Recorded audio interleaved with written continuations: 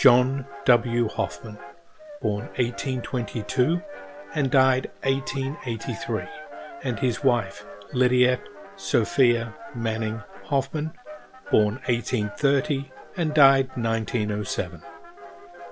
They are buried in St. Paul's Lutheran Church Cemetery in the village of Red Hook. Their grave is marked by a large, tall, tiered granite monument near the Martin Soldier on the north side of the access road. Attesting to the prominence of this businessman of Red Hook, John William Hoffman's impressive granite memorial stands proudly in the cemetery.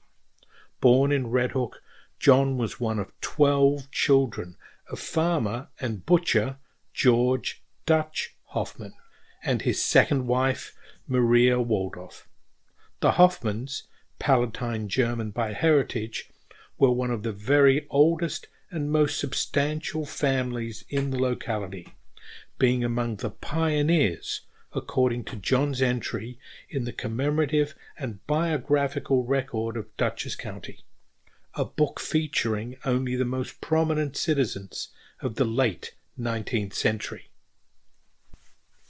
John married Lydiette Sophia Manning, daughter of John Manning and Margaret Raffenberg.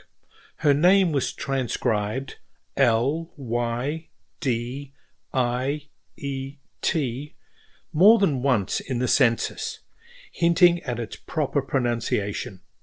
Her grandmother, Jenny MacGregor of Scotland, came to America in 1773 and worked as a nurse to Revolutionary War soldiers.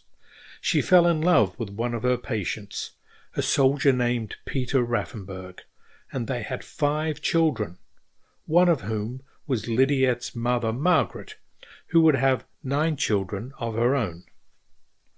Not to be outdone, John and Lydiette had 11 children: William M., Alan H., George E., Horace A., known as Archie, and Robert M., who lived to adulthood, as well as Orison, Elizabeth, twins Otis and Otto, Maggie, and Hattie, who died young.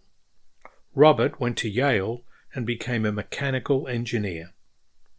John Hoffman, at one point, owned 2 steamships that plied the Hudson River, the R. Donaldson and the Clifton. The former was purchased from him by the Union in the Civil War, but wrecked in fog on its way down to New York City. John ran a hotel at Barrytown for a time and ran freight via steamship from Slate Dock in Rhinebeck, under the name Hoffman and Pitcher, but he was best remembered for being the proprietor of Hoffman & Co., tobacconists in Red Hook. The factory building still stands on the south side of Tobacco Street. By 1870, John's numerous business interests afforded him the luxury to have his profession listed as gentleman in the census.